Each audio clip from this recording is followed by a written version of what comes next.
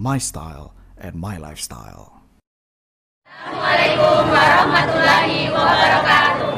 Kami dari Universitas Yapis Papua, kelompok 1. Hai, perkenalkan nama saya Herlina, NPM 1612116. Hai, nama aku Rubiati, NPM 1612107. Halo, nama saya Tia Alia, NPM 1612108. Hai, nama saya Fitria, NPM 1612110. Halo, nama saya Nur Syaida, NPM 1612115. Hai, perkenalkan nama saya Desa Gita Putri, NPM 1612179. Hai, nama saya Siva Fauzia Rismawati, NPM saya 1612149. Hai, nama saya Adi Putra, NPM 1612111. Halo, perkenalkan nama saya Vika Nur Afrilia, NPM 1612117. Halo teman-teman, kami dari kelompok 1 ingin meneliti di mana suatu perusahaan itu ialah Mall Jayapura.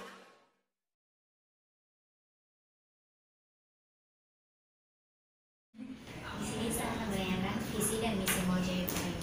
Bagaimana tentang visi dan misi Mall Jayapura?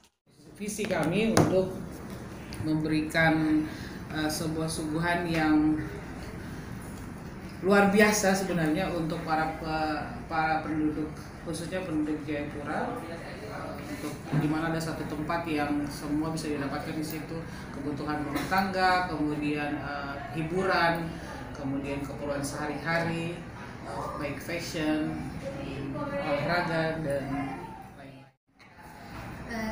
Yang kedua itu awal berdirinya Mall Jayapura itu apa? Mall Jayapura ini seperti yang diketahui kami kontrak ya, ada ikatan perjanjian kerjasama dengan Kabupaten Jayapura karena tanah di mana Mall Jayapura ini berdiri adalah milik pemerintah Kabupaten Jayapura. Jadi ada kerjasama dengan pihak kabupaten, kemudian berdirilah Mall Jayapura.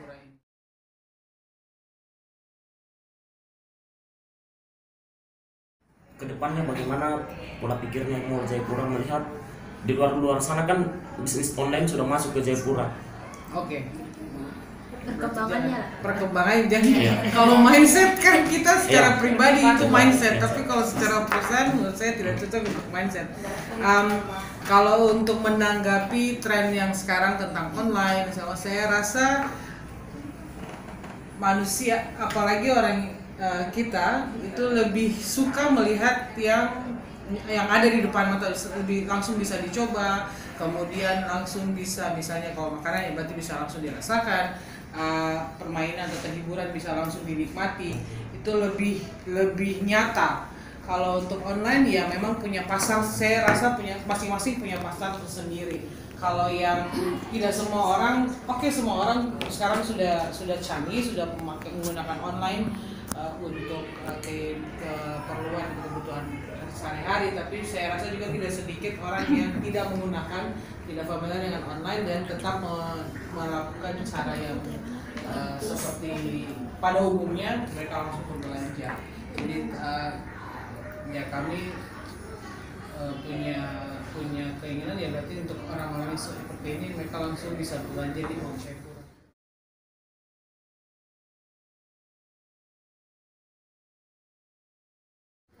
Kalau menurut kita itu ada pernah tentang customer sendiri, apakah puas dengan Mall Jayapura?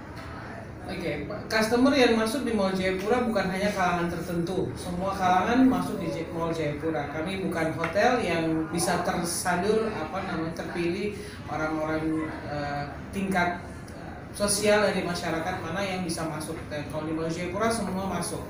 Kemudian masing-masing pengunjung juga pasti merasakan, pasti ada beda-beda. Ada yang merasa puas, ada yang merasa tidak puas.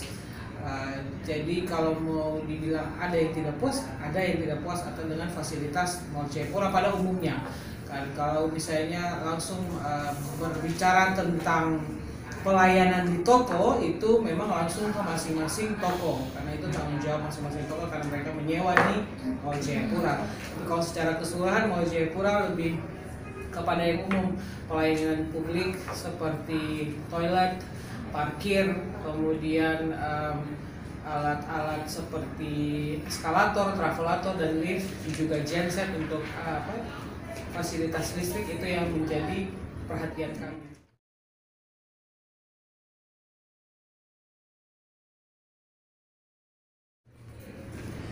Terus di sini menghadapi perkembangan global, inovasi apa yang akan dilakukan Mall Jayapura ke depannya?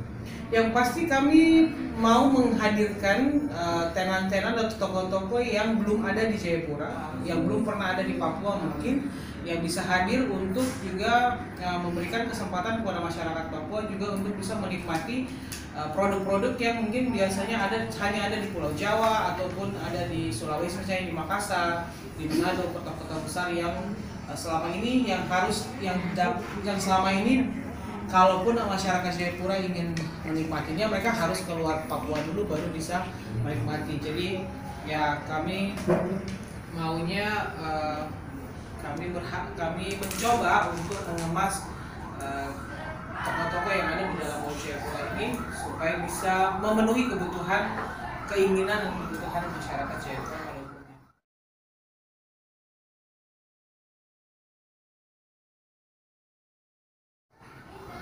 Di sini terus tentang struktur organisasi Mall Jayapura yang bagian struktur organisasi Mall Jayapura. Baik, untuk pengelola Mall Jayapura, kami pimpinan tertinggi ada building manager. Kemudian building manager kami ada beberapa divisi di sini. Building manager tersebut membawahi divisi pertama marketing communication, kemudian finance and accounting, kemudian HRD, human resources consultant, kemudian engineering dan outsourcing. Itu beberapa 5 divisi yang ada di dalam kepengurusan struktur organisasi Mall Jayapura.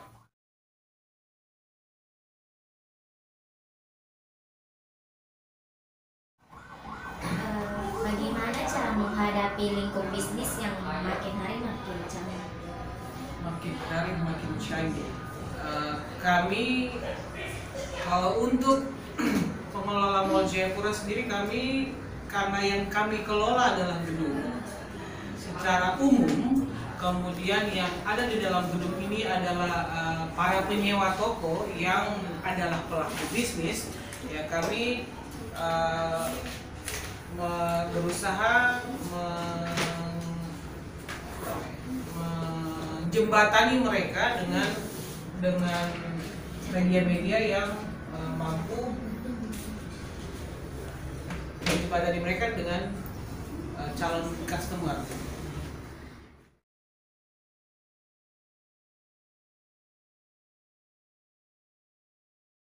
Di sini bagaimana cara membangun komitmen antara anggota Mall Jayapura, tim Mall Jayapura? Dia punya bagian-bagian, kan ada tadi Ibu sebutkan tentang HRD. Cara membangun itu bagaimana? Caranya bagaimana? Kalau dari segi sumber daya, ya kan lebih ke sumber daya manusia untuk pekerja di Mall Jayapura, biasanya kami dari tim divisi HRD biasanya kami ada kegiatan karyawan yang melibatkan seluruh karyawan, baik kadang-kadang hanya pengelola, kadang-kadang pun melibatkan kami di sini ada outsourcing. Yang outsourcing kami ada 3, ada parking, security, dan cleaning. Dan kadang-kadang mereka kemas acara yang untuk melibatkan seluruh karyawan yang berada di bawah naungan Mall Jayapura.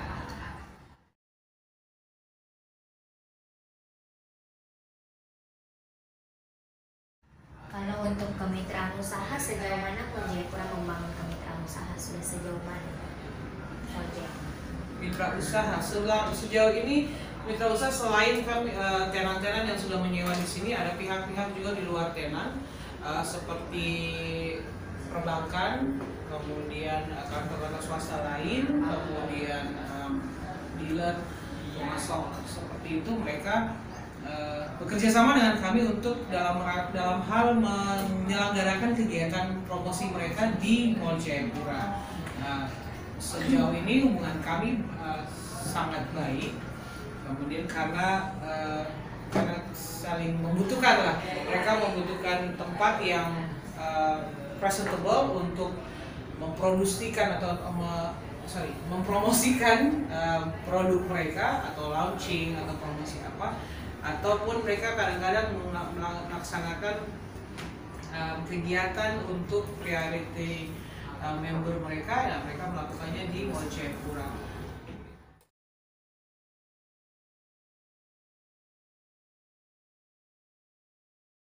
Untuk terhadap kompetitor, ya kami tidak menutup mata untuk kompetitor yang sudah ada mungkin lebih dulu daripada Mall Jayapura, tapi segmentasinya mungkin lebih beda sedikit saja.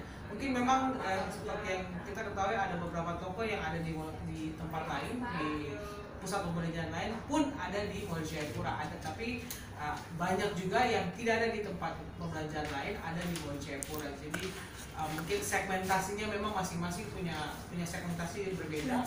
Jadi saya rasa selama ini pun kompetisi yang kita sudah berjalan pun tidak yang kompetisi yang tidak sehat seperti ya karena masing-masing punya segmentasi berbeda.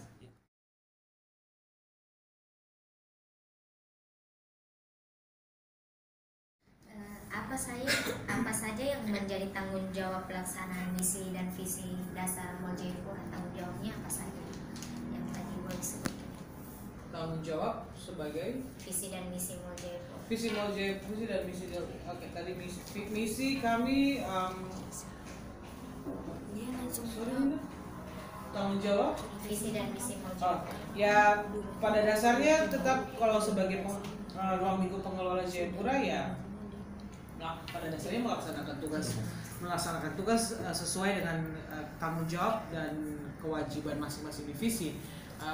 Ya yang akan mengatur itu adalah masing-masing kepala departemen dari masing-masing divisi tersebut, bagaimana caranya untuk memastikan semua SOP kemudian peraturan perusahaan sudah berjalan dengan baik agar tujuan utama dari Mall Jayapura itu bisa tercapai.